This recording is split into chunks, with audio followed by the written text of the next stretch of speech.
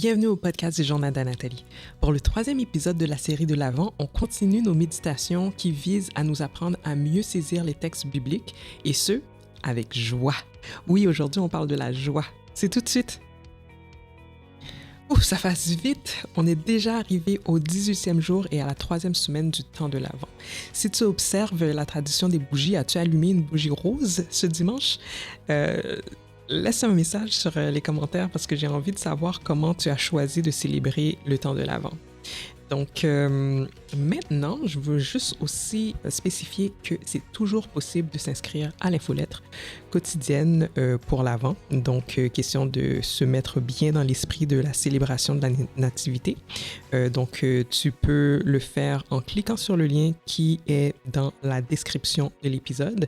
Et tu peux aussi écouter tous les jours sur Apple Podcasts les méditations du calendrier de l'Avent du Journal d'Anathalie, et ce jusqu'au 2 janvier 2023. Donc aujourd'hui, on aborde le thème de la joie et la méditation se trouve dans Philippiens 4, les versets 4 à 7. Lisons ensemble.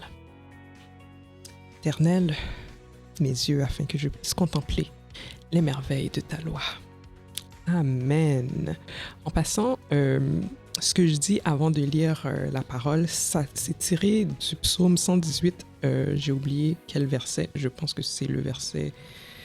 le psaume 119, je pense que c'est le verset 18. J'ai oublié. Mais c'est dans la Bible et c'est pas obligatoire, bien entendu. C'est un petit rituel que je m'impose moi-même. C'est une prière que je fais à Dieu parce que je veux inviter le Saint-Esprit à ouvrir mes yeux sur ce qu'il veut me révéler et je veux dépendre du Saint-Esprit pour cette révélation-là et ne pas dépendre sur ma propre intelligence. Donc, c'est la raison pour laquelle je fais cette ouverture avant la lecture d'un passage biblique. Je le fais presque systématiquement, pas toujours, je dois l'avouer, mais je le fais presque systématiquement pour me rappeler en fait que ce n'est pas par mon intelligence que je reçois les révélations, mais c'est par le Saint-Esprit qui habite en moi. Et donc, je lui demande d'ouvrir mon esprit à sa parole, à son esprit, à sa voix, pour qu'il puisse me révéler, pour qu'il puisse me faire découvrir ce qu'il veut que je découvre, que j'entende, que je vois, que je lise aujourd'hui même dans sa parole. Donc voilà pour la petite information. Maintenant, lisons ensemble donc dans Philippiens 4, versets 4 à 7. Réjouissez-vous toujours dans le Seigneur. Je le répète, réjouissez-vous. Que votre douceur soit connue de tous les hommes humains. Le Seigneur est proche.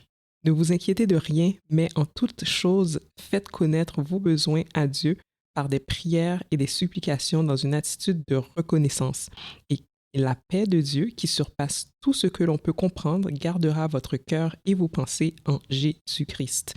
Donc, vous l'aurez bien compris, j'ai rajouté entre parenthèses « humain » après le mot « homme » parce qu'ici « homme » est utilisé pour les hommes et les femmes inclusivement.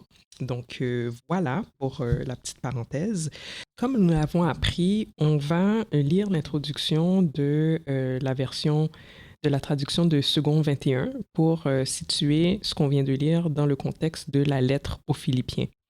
Donc, ce que Second rapporte, nous donne comme information, c'est que, fondée par Paul lors de son 2e voyage missionnaire, l'Église macédonienne, je m'excuse, de Philippe, avait fait parvenir un don à l'apôtre alors qu'il se trouvait en prison à Éphèse en 55 après Jésus-Christ ou à Rome en 60-62 après Jésus-Christ, selon les hypothèses. Donc, c'est pas certain si c'était en 55 lorsqu'il était à Éphèse ou si c'était lorsqu'il était emprisonné à Rome, parce que l'apôtre Paul a été emprisonné plusieurs fois. Ensuite, Second 21 écrit. Écrite pour les remercier, l'épître aux Philippiens est très personnelle et paradoxalement, au vu des circonstances caractérisées par la joie. Tiens donc, aujourd'hui, on parle justement de quoi? De la joie. Donc, étant donné que le texte est déjà situé dans le thème qu'on veut étudier, relisons ensemble, en fait, les différents passages de Philippiens qui abordent le sujet de la joie. Donc, on va voir comment Paul exécute ou parle de l'expression de la joie dans cette lettre-là.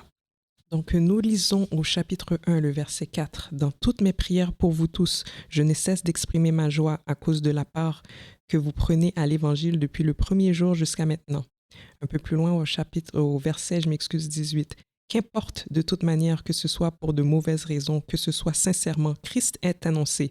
Je m'en réjouis et je m'en réjouirai encore. » Maintenant, nous sommes rendus au début du chapitre 2, au verset 2. « Rendez ma joie complète, tendez à vivre en accord les uns avec les autres.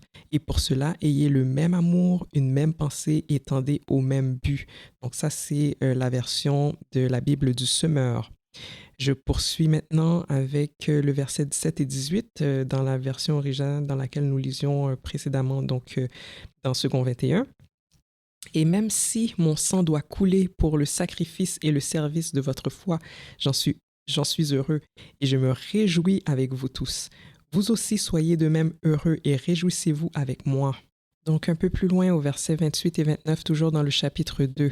« Je m'empresse donc de leur envoyer, donc le ici faisant référence à Épaphrodite, donc je m'empresse donc de leur envoyer pour que vous puissiez vous réjouir de le revoir et que je sois moi-même moins triste. Accueillez-le dans le Seigneur avec une joie sans réserve et ayez de l'estime pour de tels hommes. » Maintenant, nous sommes au chapitre 3, le premier verset. « Enfin, mes frères et sœurs, réjouissez-vous de tout ce que le Seigneur est pour vous. Il ne m'en coûte pas moins de le répéter en vous écrivant pour vous. Cela ne peut que contribuer à votre sécurité. » Donc ça aussi, c'était dans la version de la Bible du Semeur. « Réjouissez-vous en tout ce que le Seigneur est pour vous. Oui, je le répète, soyez dans la joie. » Donc, Philippiens chapitre 4, verset 4. Et au verset 10, toujours dans le chapitre 4, d'ailleurs, c'est le dernier chapitre de la lettre aux Éphésiens.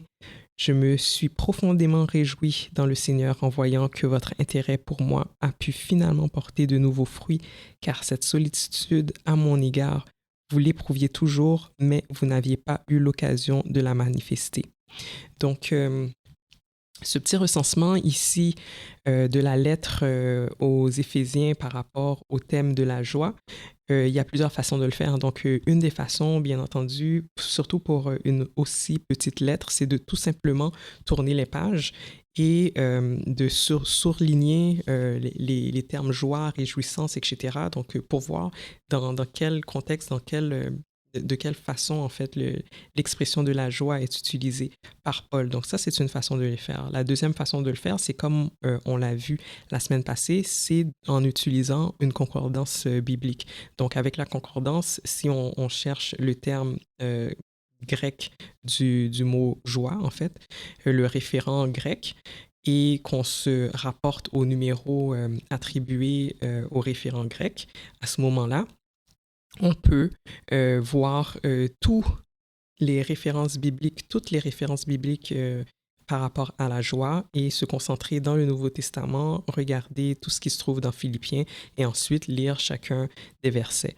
Donc, ça, c'est la première des choses. La deuxième des choses, comme vous le savez, je prépare en amont les méditations. Donc, moi, j'ai quand même été voir plusieurs versions. Ce que je fais finalement, c'est que je lis les textes en parallèle, donc sur une application numérique là, sur Internet. Je peux regarder en même temps la traduction que la Bible du Semeur a fournie et parallèlement la version de Louis II ou de Second 21. C'est le même, la même école de traduction, mais sauf que c'est des années différentes. Donc, la Louis II, je pense que c'est 1910 et la Second 21, en fait, c'est récent. Là, c'est pour le 21e siècle. Il faudrait que je regarde quelle année exactement, mais c'est récent des 2 dernières décennies. Là. Donc, c'est un français qui est beaucoup plus accessible. Donc, en comparant les versions bibliques, on peut voir ce que les traducteurs ont saisi.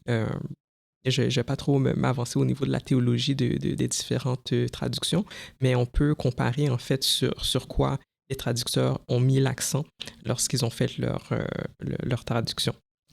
Donc, c'est la raison pour laquelle des fois, je vais aller avec une version par rapport à une autre. Des fois, il y a une version qui répond mieux à ce vers quoi, le point que je veux amener, ou des fois, je suis plus en accord avec une version qu'avec l'autre. Donc voilà, on peut jouer avec les traductions bibliques parce que, comme vous savez, traduire une langue, c'est très personnel par rapport à la réception, la compréhension qu'on fait d'un message. Ensuite, en le traduisant, bien, il peut y avoir des nuances. Donc, maintenant qu'on a fait ce recensement-là au niveau de l'épître aux Philippiens, ce qu'on peut faire maintenant, c'est d'analyser puis de voir comment chacune de ces expressions de la joie a été utilisée par Paul.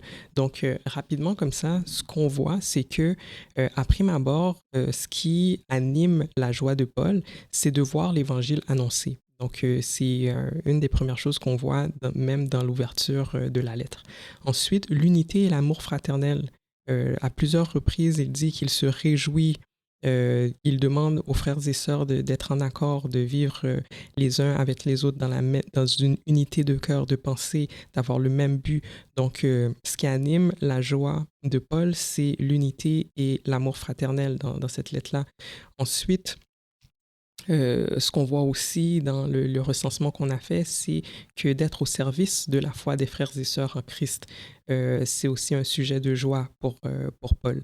Et surtout, ce qu'on voit, c'est que Jésus est la source de la joie de Paul. Donc, on le voit lorsqu'il dit aux frères et sœurs de se réjouir tout le temps dans le Seigneur. Et aussi, il le dit à plusieurs reprises, donc à 2 occasions, il le dit, et il dit même qu'il se répète, qu'il n'est même pas gêné de se répéter lui-même, de se réjouir pour tout ce que le Seigneur est pour vous, pour tout ce qu'il est pour vous. Donc, il le dit à 2 reprises là dans le verset 3, verset 1, et ensuite dans le verset 4 du chapitre 4, en fait, le verset 4 du chapitre 4, c'est ça. Donc, c'est vraiment avec insistance qu'il le dit. Puis, lorsqu'on va un peu plus loin dans notre analyse, puis qu'on regarde vers quoi on peut, en fait, les notes des différentes traductions bibliques. Donc, maintenant, si on regarde dans la traduction de Genève 1979, qui nous renvoie à plusieurs textes, dont 1 Thessaloniciens 5, verset 16, qui nous dit « Soyez toujours joyeux ». Donc, en lisant ça, on se rend compte que c'est encore plus qu'une exhortation, c'est même une prescription. Donc, de nourrir la joie, c'est pas juste quelque chose que Paul nous exhorte à faire. Dans Thessaloniciens, c'est une prescription, c'est un ordre, soyez toujours joyeux. Donc, c'est quelque chose dont il faut tenir compte dans notre analyse. D'ailleurs, le Thessalonicien a aussi été rédigé par Paul. C'est aussi une de ses lettres. Donc, pour aller plus loin, pour en savoir plus sur la signification biblique de la joie, je vous invite en fait à consulter les outils du théologien, du docteur en théologie Tim McKay, dont je vous ai déjà parlé avec le Bible Project. Ils ont produit une vidéo sur la signification de la joie dans la Bible. Le lien est dans les notes de l'épisode. En fait, ce qu'il dit essentiellement, c'est que la joie est liée à l'espérance et à la foi. Donc, c'est grâce à notre foi et à notre espérance en Christ que nous pouvons ressentir la joie même dans les circonstances difficiles. Donc, pour les chrétiens, la joie, c'est pas une émotion circonstancielle, c'est pas une émotion qui dépend de ce qui arrive, c'est pas une émotion qui surgit parce qu'il y a quelque chose d'amusant ou de quelque chose d'agréable qui est arrivé. C'est un choix, c'est une décision qui est portée par une action et par le mouvement de la foi. Donc, c'est comme c'est la raison en fait, j'allais dire comme le dit Paul, mais en fait ce que je voulais dire dans mon esprit, c'est que c'est la raison pour laquelle Paul nous exhorte à la joie et à être toujours joyeux. Paul, en ayant vécu plusieurs drames, plusieurs épreuves, plusieurs difficultés, plusieurs obstacles, c'est très bien que être heureux ou être joyeux, c'est pas quelque chose de facile. Si on devait s'appuyer sur les circonstances de la vie, je pense que Paul aurait été la personne la plus dépressive, la plus malheureuse et la moins encline à professer la joie, à exhorter à la joie. Pourtant, il le fait et il répète fréquemment qu'il a de la joie dans son cœur, qu'il se réjouit et qu'il se réjouit même dans les difficultés et il se réjouit même de devoir se sacrifier lorsqu'il dit qu'il est joyeux d'avoir à voir couler son sang pour la proclamation de l'Évangile. Dans Philippiens, j'ai oublié quel verset qu'on a mentionné tout à l'heure, mais il le disait. Donc, c'est quand même quelque chose de fort. Donc, lorsqu'on lit ces choses-là, lorsqu'on écoute le discours de Paul, on comprend bien, on ressent bien le fait que la joie, c'est pas conditionné, la joie chrétienne, la joie biblique n'est pas conditionnée par les circonstances, mais qu'elle est vraiment conditionnée par un choix, par une décision qui est portée par une action et par le mouvement de la foi. Donc, parce que je crois, je peux être joyeux. Parce que je vois l'Évangile annoncé, je peux être joyeuse, parce que je parle de moi. Donc, je peux être joyeuse parce que je vois mes frères et mes sœurs arriver à la compréhension de Christ, je peux être joyeuse. Parce que je vois l'unité dans l'Église entre les frères et les sœurs, je peux être joyeuse. Je peux me réjouir de la bonté de Dieu parce que je crois qu'il est au contrôle de toutes les situations et même des circonstances et des situations les pires. Donc, c'est en se souvenant de la fidélité de Dieu, de sa bonté, de ce qu'elle a déjà réalisé pour nous que nous parvenons à toujours être joyeux. Puis, si tu veux en savoir plus sur la foi et sur la bonté, tu peux te rendre sur le blog du Journal d'Anathalie. Le lien est dans les notes. Donc, tu pourras lire différents articles sur la foi et sur la bonté de Dieu sur le blog. Donc, c'est ça sur quoi je vous quitte aujourd'hui. C'est tout ce que j'avais pour vous. C'était en fait assez facile en fait en termes de lecture puisque le sujet se trouvait pas mal dans la lettre en tant que telle. Donc, juste pour vous montrer qu'il y a possibilité de façon très simple, de façon très pratique et facile, comprendre un thème dans la Bible en restant dans la même section, là, dans la même lettre. On peut rapidement voir comment est traitée la joie par l'auteur de la lettre, puis ensuite émettre certaines déductions, itérations, comme on vient de le faire ensemble. Donc voilà, prions ensemble. Papa, je te rends gloire, je te remercie du fait que nous pouvons ressentir la joie même au milieu de circonstances difficiles, même lorsque nous sommes en deuil, même lorsque nous éprouvons de la douleur, même lorsque nous sommes malades, même lorsque nous vivons des divorces, des conflits, quelles que soient les épreuves que nous vivons, tu nous fais don de cette joie-là, Père, puis nous te remercions pour ça, puis pendant cette saison de l'Avent, Papa, nous te demandons d'instaurer cette joie-là en nous, Seigneur, parce que cette saison, c'est aussi une saison pour nous réjouir de ce que tu as fait pour nous, du fait que tu es venu sur la terre comme ton Fils, comme le Fils pour nous sauver.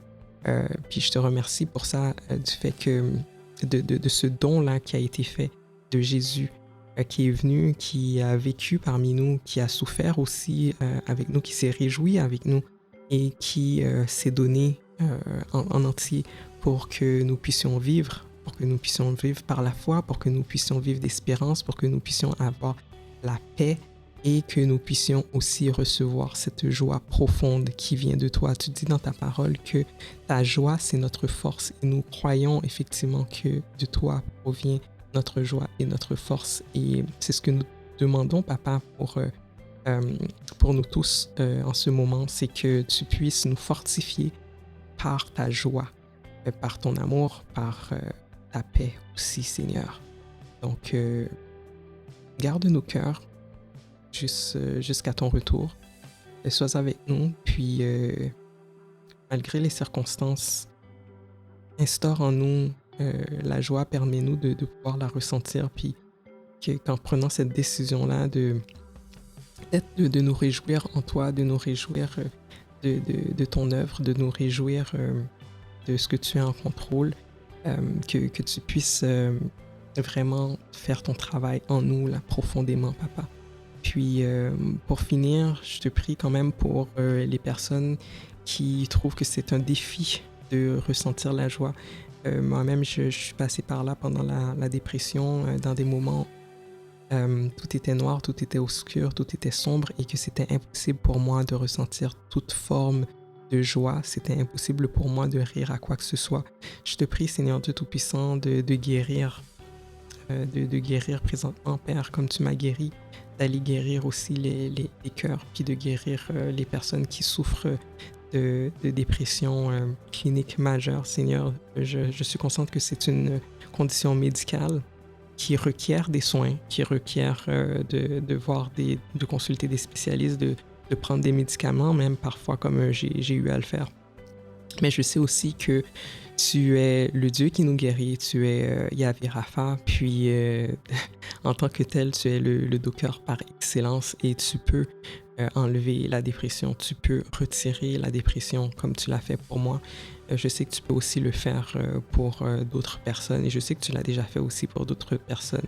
Puis pour ces personnes qui, dans ta souveraineté, pour des raisons qui t'appartiennent et que tu connaisses, qui devront continuer à vivre avec cette maladie-là, qui devront continuer à concilier leur vie autour de la maladie, de la dépression. Pour ces personnes pour qui la guérison viendra, mais pas par ta main, par d'autres moyens humains, ou oui, par ta main, mais indirectement, par d'autres moyens naturels. Donc, soit par la consultation, soit par l'utilisation de médicaments ou autres. Je te prie, Seigneur Dieu Tout-Puissant, de les aider à persévérer dans leur foi, de les aider à persévérer à tes pieds, puis de leur donner, Seigneur Dieu Tout-Puissant, quand même la possibilité de ressentir cette joie-là, Seigneur, même au milieu de la dépression. Parce que je sais que tu peux le faire, je sais que c'est possible, je sais que tu es capable, je sais que tu es capable de choses extraordinaires, Papa. C'est au nom et par les mérites de ton Fils Jésus-Christ que je te prie ainsi. À lui soit la gloire, l'honneur et la magnificence au siècle des siècles. Amen. Donc voilà, la semaine prochaine, nous allons parler de l'amour. Ce sera notre dernier épisode. Puis si jamais tu es une de ces personnes pour lesquelles j'ai prié, qui vit une dépression clinique majeure, toute autre forme de dépression d'ailleurs, et que cette prière t'a aidé, écris-moi pour que je puisse me réjouir avec toi, puis laisse un message, un commentaire à l'épisode d'aujourd'hui. L'adresse de courriel, c'est hello@anathalysediary.ca. L'adresse se trouve dans les commentaires et aussi dans la description de l'émission de podcast. Donc, j'ai envie de le savoir, j'ai envie d'être au courant de vos témoignages. Puis si jamais Dieu a répondu à vos prières, à ta prière, de pouvoir ressentir de la joie, même au milieu de la maladie, même au milieu de l'épreuve, même au milieu de la dépression. Je sais que c'est tellement compliqué lorsqu'on est dépressif puis qu'il n'y a plus rien qui passe, il n'y a plus aucune autre émotion que... même la tristesse ne passe pas, c'est juste... En anglais, on dit « numb ». C'est juste un désert de... C'est juste aride. c'est tout simplement tout est aride, il n'y a plus rien qui passe. C'est difficile de pouvoir se réjouir ou d'avoir une émotion quelconque. Donc moi, je veux entendre vos percées, je veux entendre vos témoignages, je veux entendre ce que Dieu fait dans vos vies. Donc écrivez-moi ou écrivez un commentaire à cet épisode. Donc voilà, je vous souhaite de passer un bon temps de l'Avent. Puis n'hésitez pas s'il y a quoi que ce soit à écrire. Voilà, à bientôt, ciao!